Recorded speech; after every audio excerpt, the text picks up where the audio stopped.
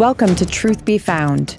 Join us as we slip through the shadows and into the world of high-profile investigations with our host, professional investigator Justin Yentes, as he peels back the layers of the most perplexing cases, unmasking secrets to uncover the truth.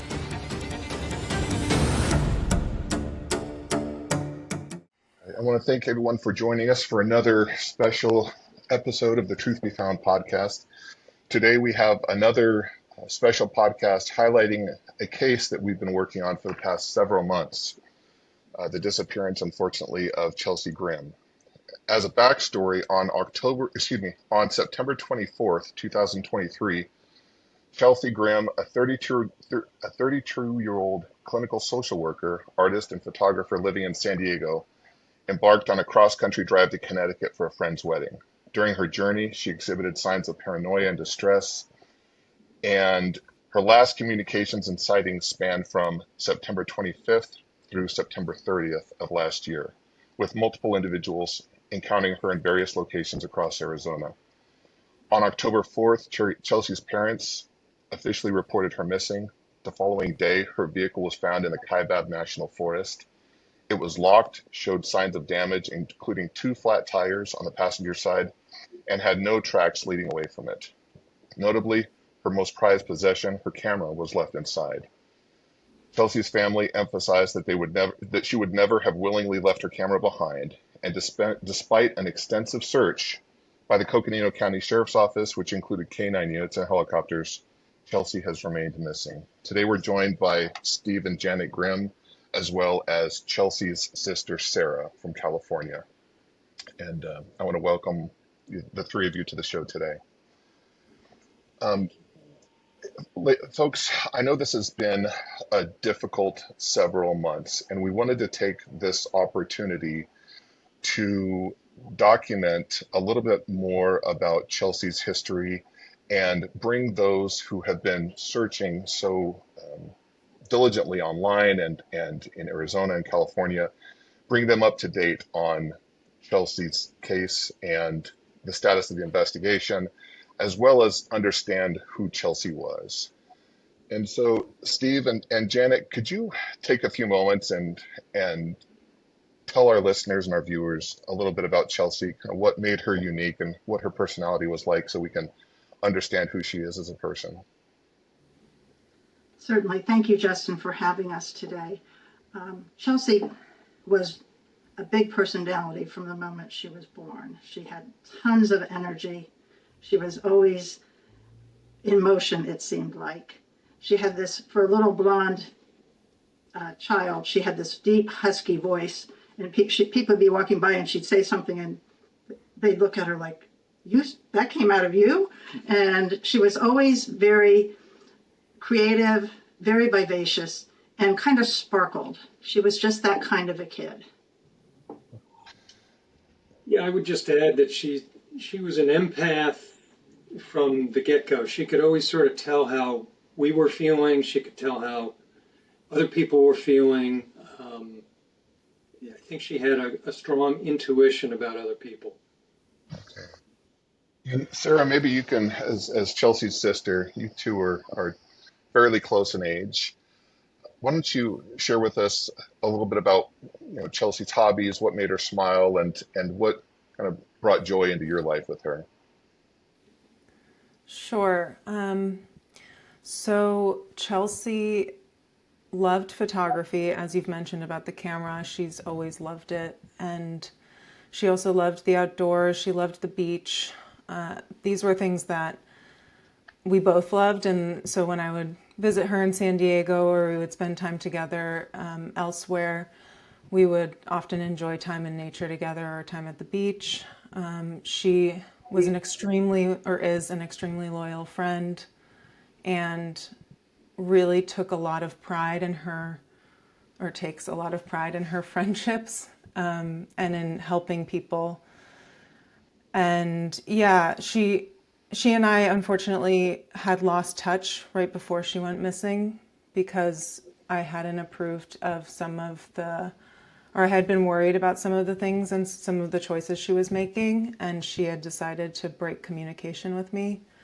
And that was pretty unusual for her and pretty out of character, because overall she had been a really loving and loyal sister throughout our lives. And I guess that brings me to one of the rumors that has been going around online and on some of the search groups that have been looking for Chelsea. There have been some statements that you had met up with her for lunch or dinner in Arizona in the days before her disappearance. Do you want to address that, or explain where that might have come from, or if that happened? Sure. I have no idea where it came from. We did not ever meet up in Phoenix, Arizona. I hadn't spoken to her since August 16th. That was the day that she blocked me and I couldn't text her anymore. And I think maybe it came from the fact that she had met up with a really close friend who may have felt like a sister to her. I Hmm. don't know how close they really were, but she was a really helpful friend and she really helped us understand Chelsea's state of mind right before she had gone missing. So I don't know where it came from, but I was never in Arizona in September. So Okay. Okay. And as we've been discussing Chelsea over the past several months and putting together um, our investigation as to determining what happened to her, we focused a lot on where she might have gone based on the life plans and the life goals that she had. Who of you could speak to her kind of career path and her dreams and aspirations and where she was going to head next in life? Would that be I will, you, Janet? I will do that, Justin. Or Chelsea was a passionate friend and a very loyal person, and she always wanted to help people less fortunate than she was. And she chose to go to undergraduate school and then on to NYU for a graduate degree in licensed clinical social work. She wanted to be a psychologist and a therapist and help troubled teens. She felt like that would be something that would be really meaningful to her. And when she relocated to San Diego during the pandemic, social services were just in a state of chaos, and she had a challenging time getting her footing, getting her career started. okay, But her long-term goal was to help troubled teens. okay. And what was it that sent her down that path? Was there a story from her childhood or her adolescence that sent her or that burdened her heart like that? Chelsea struggled with ADHD and dyslexia and had a challenging time in school, and she was um, she had been uh, diagnosed with PTSD, and she just felt like there are a lot of people that didn't understand teens that face difficult times, and that having somebody to guide them through those difficult times would be useful. Okay, okay. How did you feel that Chelsea positively impacted the lives of those around her, her friends and her family? Well, I think she was always ready to listen. She was kind of an amateur therapist from a young age. Um, and I think through her teens and early 20s, was not only a friend, but a counselor to a lot of friends. Um, we actually got a heartwarming email from one of her best friends in high school, which actually we have a printout of that Janet, maybe you could read, if that's okay with you, Justin. It'd just take Oh a yeah, minute. be happy to hear it. One of her friends sent me, unprovoked, a text message saying, "With how much is unknown, I've stuck to what I do know. The times we shared, the way she cared for me, the undeniable uniqueness and magic she possesses. Wherever she is, her input is felt every day. God has performed a million miracles through her, and with how special she is, He's still performing them with her, continuing to impact on our lives. She loves us and wants us to be happy, to be strong, and most importantly, she wants us to see hope in our future days, whatever that looks like." Wow. Yeah, this was a fellow that she was in High school. Last couple of years of high school, they were together and stayed close after that, both on the West Coast, and then he moved back to the East Coast, but they were quite close. Mm-hmm. It sounds like it. And I'll Yeah. just add that Chelsea has been highly sensitive her whole life. And I think that's the other reason that she wanted to help other sensitive kids that just maybe didn't fit into what society has prescribed. And she's always been just so open-minded and open-hearted about people. And I worry that sometimes that put her in danger. So that was. Now, Sarah, on that note, how had um, that empathetic trait of hers, how did that affect her in the past? I mean, did that put her in bad situations, or was she taken advantage of by folks? I think the PTSD my mom mentioned happened later in life when she was a young adult in her 20s. The incident, which I will retain the details for privacy, but the incident that happened was because she just trusted people, especially men, and she gave people extra chances that maybe as a protective older sister I wouldn't have wanted her to give. And she always wanted to see the best in people. And I think that overall was a really rewarding experience for her that as far as I could see, and then sometimes did get her hurt. And I just hope that wherever she is now, she's keeping her guard up. Hmm. Exactly. Now, how has, and maybe this is a good question for Steve, how has Chelsea's disappearance affected your family dynamic, and how has it affected you personally? Um, I'd say that's both the hardest and the easiest question you've asked today, or could ask. It's obviously left an enormous hole in our family. Uh, there were four of us. There are now three of us, looking for our fourth. So profound loss. Uh, Nothing's the same. Life isn't the same. Kind of paralyzing. Um, sure, drives home the idea that life is fragile and can change kind of in a moment, and you never know. You never know what the future is. So, um, yeah, profound. And of course, this is an ambiguous loss. So we don't know where she is. We don't know if she's alive or not. There's so much uncertainty in this situation that I think that magnifies the emotional toll it takes on us. I think it's taken Mhm. an enormous, toll on the family and all of us. Yeah, I can say that in the last several months, I guess it's been 7, 8 months that we've all been working together, that we've been in sometimes daily communication, and I've been surprised that you as a family have even been able to operate with how much time and resources and just your whole life has, from my perspective, has circled around the search for Chelsea and the search for answers. And that's a perspective that we as part of the investigative team have noticed, and I hope that those that are watching and those that are searching online can see that too. And Janet, can you share with us how this has affected you individually? Oh, absolutely. It is paralyzing is the right word. And I think that my biggest struggle is to remain hopeful. The thing about ambiguous loss is you don't know whether to hope or to grieve. And so you end up alternating between those a million times a day.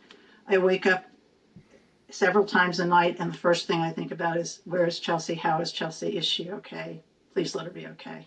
Hmm. And then you wake up in the morning and you go, okay, maybe this is the day we'll find her. And then you go to bed at night and you haven't found her. And so it's just an endless tread of continuing to put one foot in front of the other and try and stay energized and hopeful and optimistic and strong. And there's nothing harder in the world than this situation. Mm-hmm. I've had a lot of people say to us that it's kind of every parent's worst nightmare.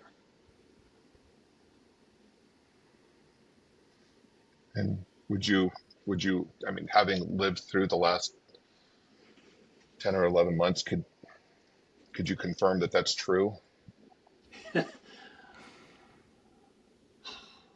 I don't know if it's the worst, but I wouldn't want worse, that's for sure. And I wouldn't wish it on anyone. And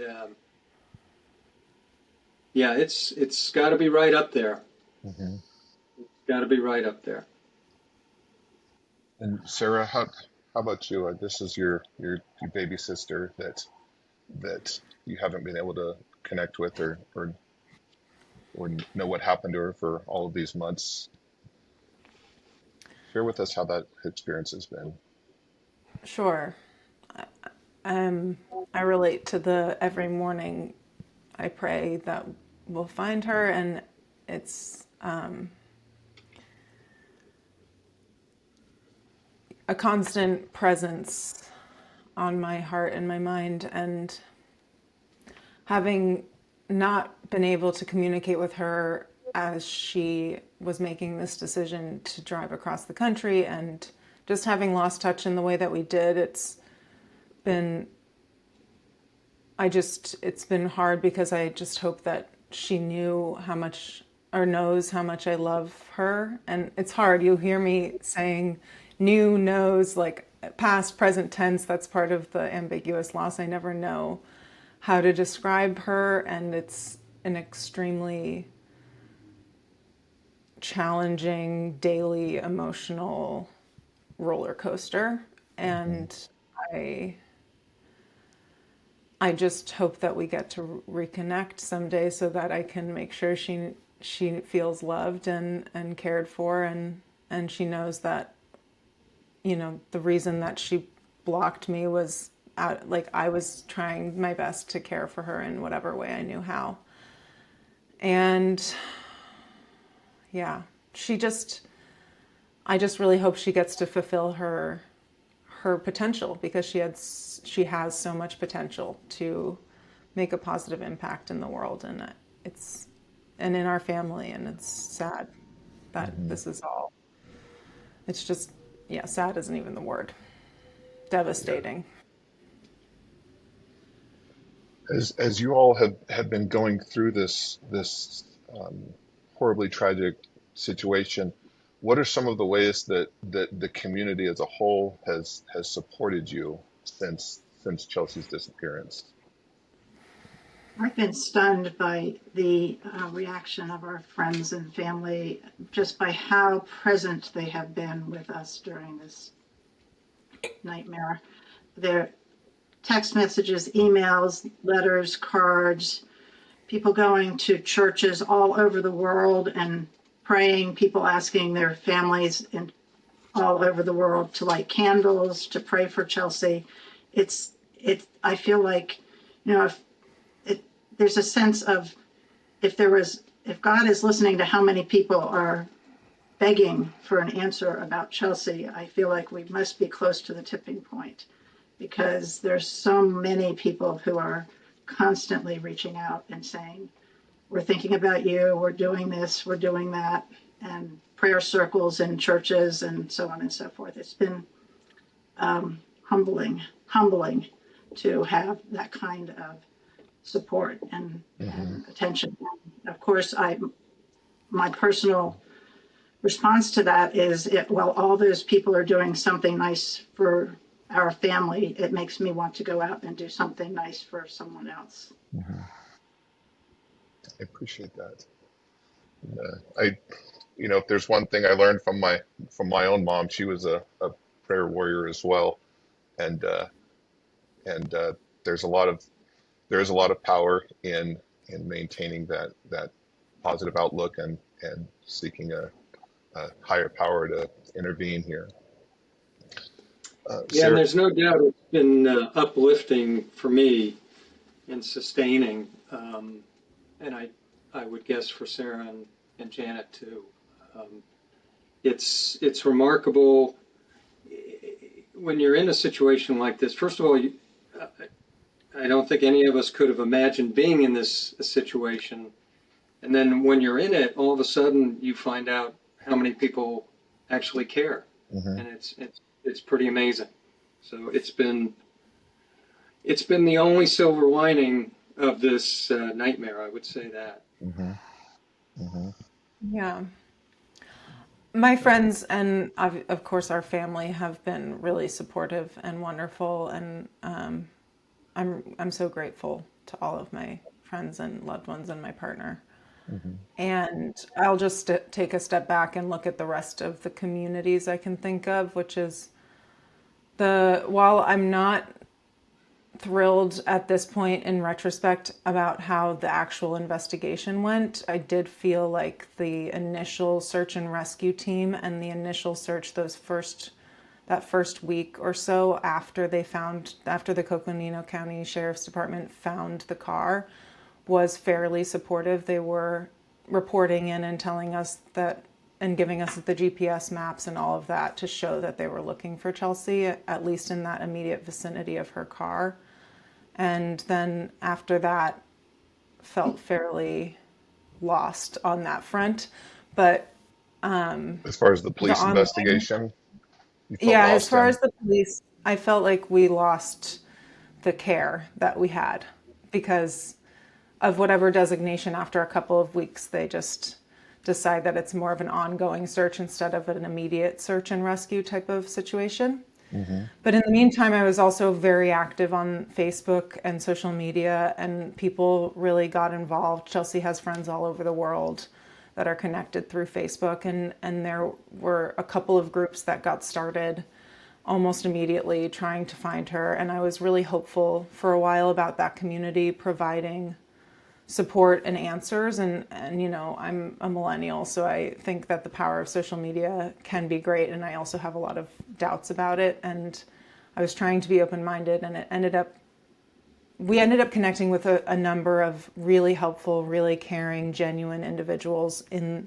the vicinity of where her car was found, who have continued to help look for her to this day Hmm. voluntarily, and that has been really beautiful to see. And then there have been the others that really think that they're helping by participating online, and sometimes they might be, but other times it ends up being feels pretty cyclical and critical in ways that I don't find supportive or helpful, and certainly aren't helping us find Chelsea. Hmm. And then overall, just the investigative team that we finally got put together this year, that it took us a lot of research to find you guys and to find the rest of the team, but it has been very supportive at once we finally found this team. And Hmm. I'm sad that it took us so long. But overall, those communities have made me feel supported and also feel like I can process the emotional trauma more instead of trying to manage the investigation, which I was trying to sort of continually get in touch with the police, continually keep tabs on the Facebook. And it's been really nice to collaborate with you Hmm. guys on that instead of having to do it. Hmm. So, Yeah, yeah. I'll say that the fact that we now have folks all over, well, multiple states, collaborating and working together to get answers and to bring Chelsea home has been wonderful. Um, the folks in California and here and back east, it's just um, everyone's this is on the top of our minds and the top of our discussions, and in every meeting that we have, we're talking about the next step in finding answers. Um, how do you? I guess I had this question about keeping Chelsea's memory alive in your daily lives, and how you all go about that.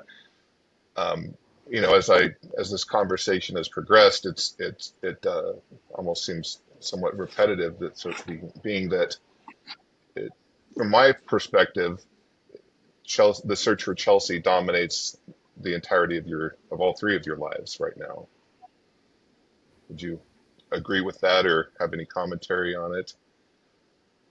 I totally agree.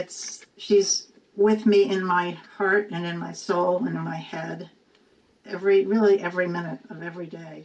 And sadly, every minute of every night, which is why I keep waking up in the middle of the night thinking about her. And I'm in the house that she spent a number of years in, and there's pictures of Chelsea everywhere, and her possessions are here, and I mean, her childhood possessions. So I don't have any trouble conjuring up No, Chelsea I can't imagine. I ever. can't imagine. What is it that you hope or would you want people to know about Chelsea that they might not be aware of? I think Sarah touched on one thing that's really important, and that is that Chelsea was this very complex person. She was very strong and had a big presence in every room. But inside all of that complexity, there's a sensitive, caring, tender person that she was always sort of almost having a little bit of bravado in front of the rest of the world. But there was this other side of Chelsea that was soft and sensitive. And I think most people didn't really get to see that until she reached out to help somebody. And I think that I would want people to understand that there's more than one side to Chelsea, and she's a remarkable individual. And I hope we find her so that everybody can come to know her in her fullness. I agree. Now, over the past several months, while there have been these groups on Reddit and Facebook and other platforms searching for Chelsea, there's been some misinformation that has spread around. So I wanted to take this opportunity because I would hope that a lot of those that have been helping as volunteers online, and even up to a few days ago, I got a text message from a number that I had never heard of before, and it was someone that was a volunteer investigator that had some information and questions about follow up, and and that's great. But I want the internet community that's been following Chelsea's case to have accurate facts, because we have been very appreciative of all of the information that they have provided and for everyone's continued search for Chelsea. There was a Facebook group that I got flagged in after the Nancy Grace taping, and someone had identified a certain area of interest, and so we've got a lot of people out there that come from various walks of life all over the country, probably all over the world, that are invested in the search for your daughter. So, but as far as the information that we have to clarify, there was a rumor going around on some of the internet forums that Chelsea's car and her belongings had been discarded or gotten rid of at either your direction or at your lack of movement. Can we address that issue? Because this, to me, based on my reading of the reports and my experience with dealing with police and the retention of evidence, this couldn't be farther from the truth. Could you address that, either Janet or Steve or whoever was dealing with the police at that time? Okay. Well, it's not true that we abandoned it.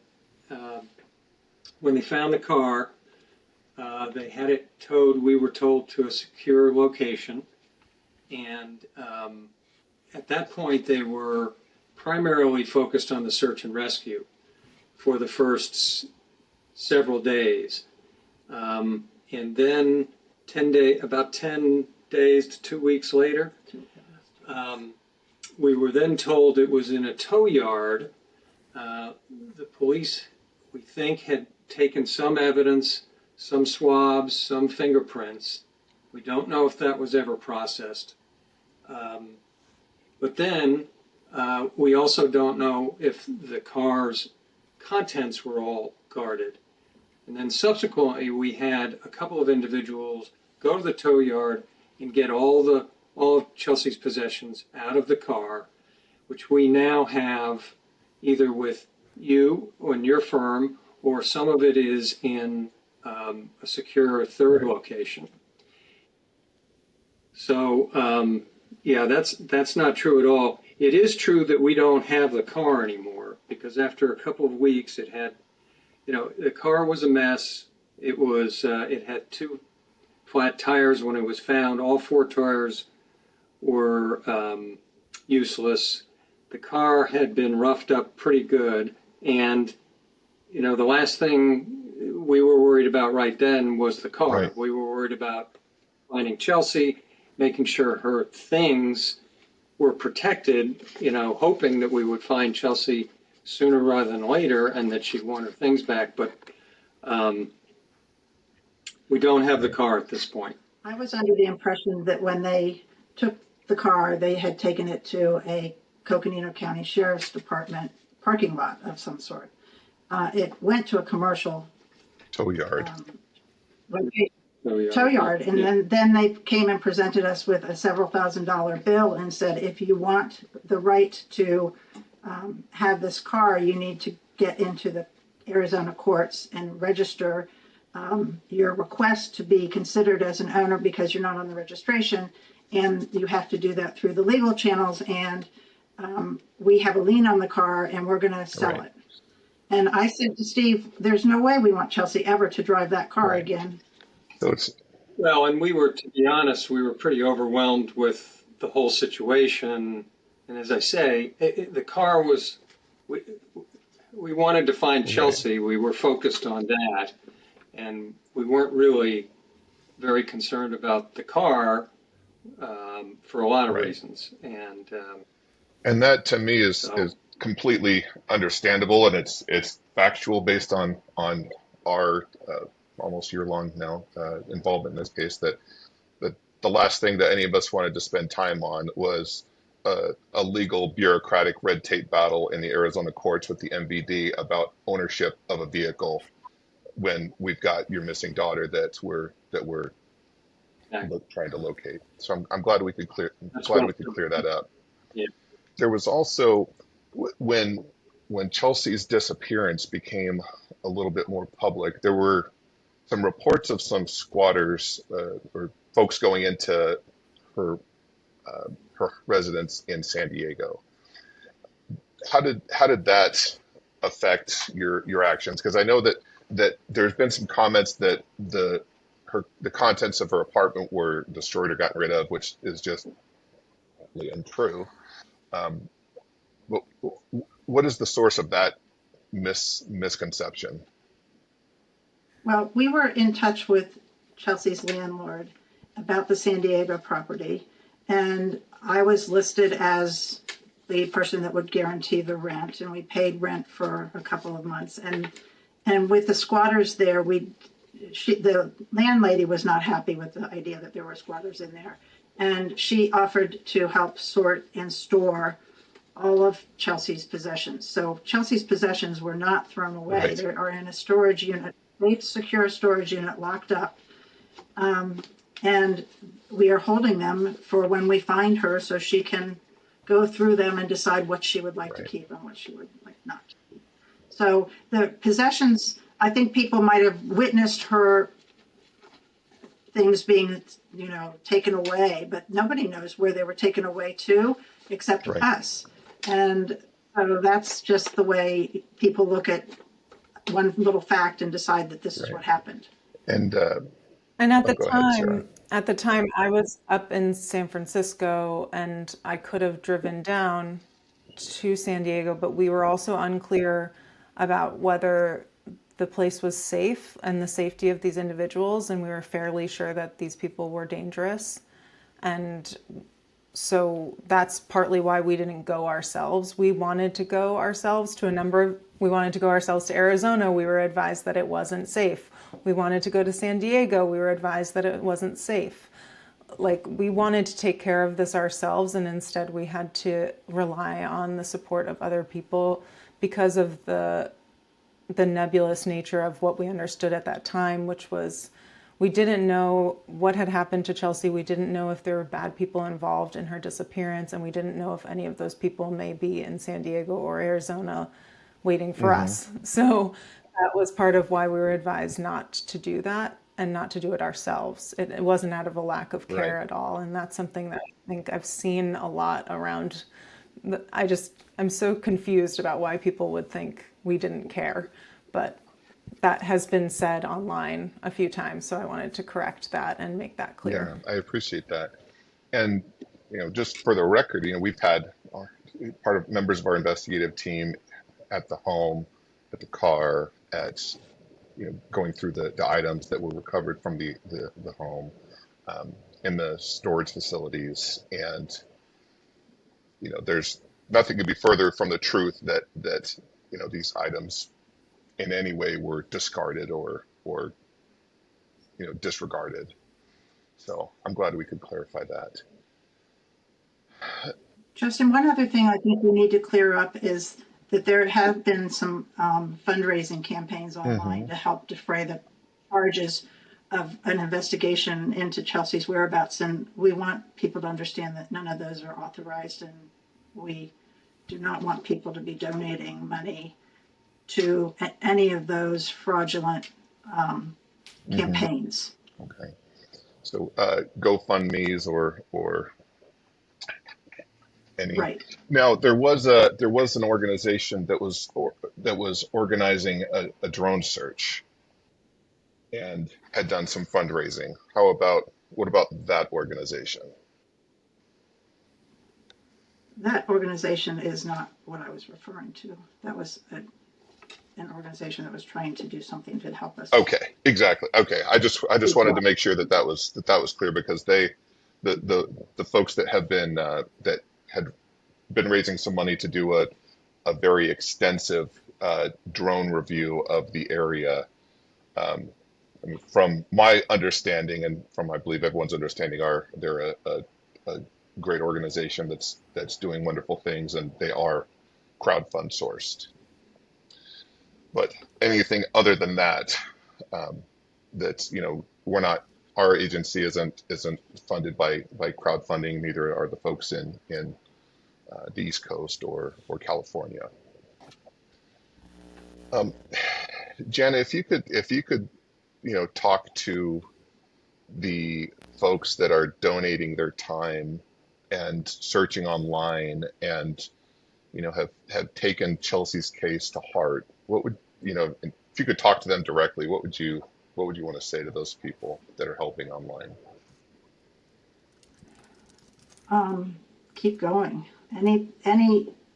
Any thoughts, any creative ideas about what may or may not have happened? We will do everything we can to look at this from all perspectives. I think it's important that we put this information in front of the people who are online, because it's important that they aren't misled by things that are not actual. But I think that the people that have the compassion and the interest in trying to, give you a clue of something that they're thinking about, we're open to all kinds of Hmm. ideas.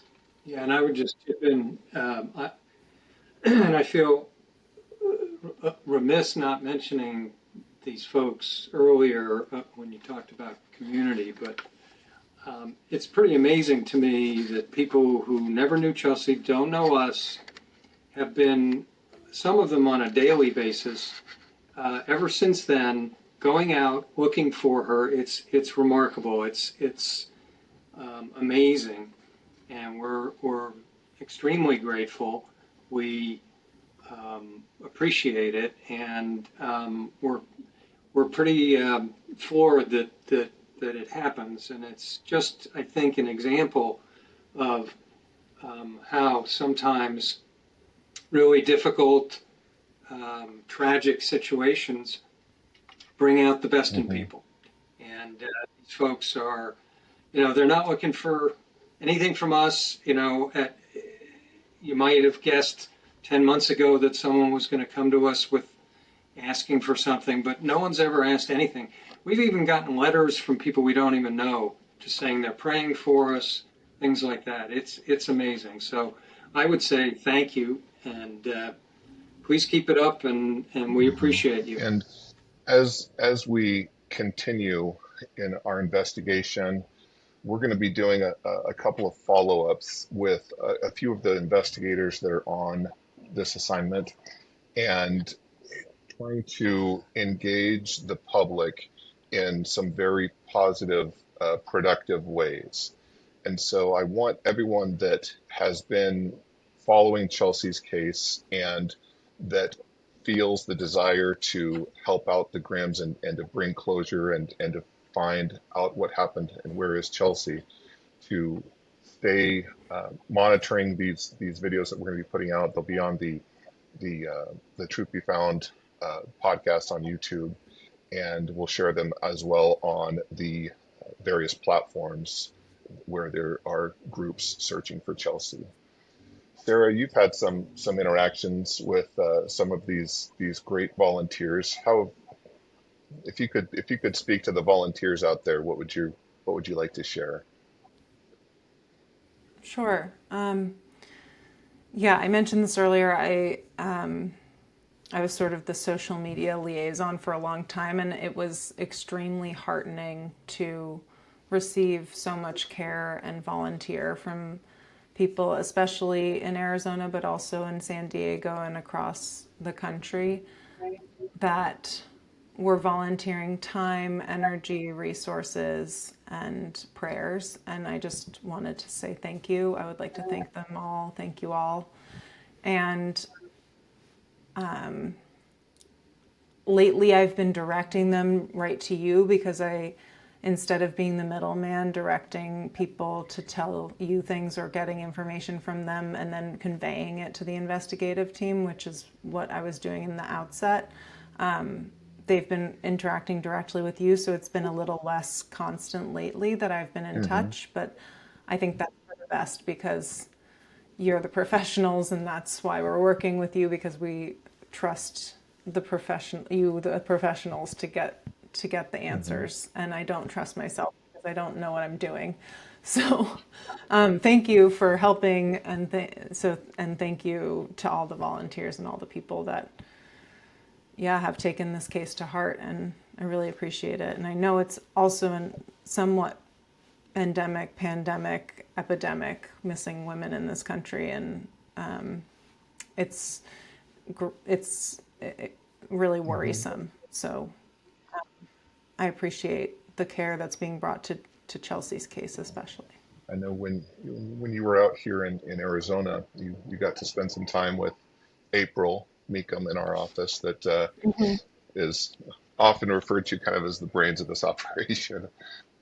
She's a wonderful Yeah, asset, and I know you two have built a good solid bond, and yeah, um, she's in touch with all of you. It seems like multiple times a day because every time I come in from a meeting or come out of my office, she's just getting off the phone with one of you or has some update as to the proceedings that she's working on. Um, yeah. Yeah, I was she's out there in fantastic. April mhm, 2024 for a work trip, and that's when I was in Arizona last, and that's the only time I was mhm, there. And yeah, and I got to meet April in April, and it was, I mean, she also showed me just the logs and the way that she's been cataloging everything, and the meticulous nature of an investigation like this, putting together everything in a way that you can actually find an answer from the little bits of information that you can mhm. get. It's So true. It's true. really grateful.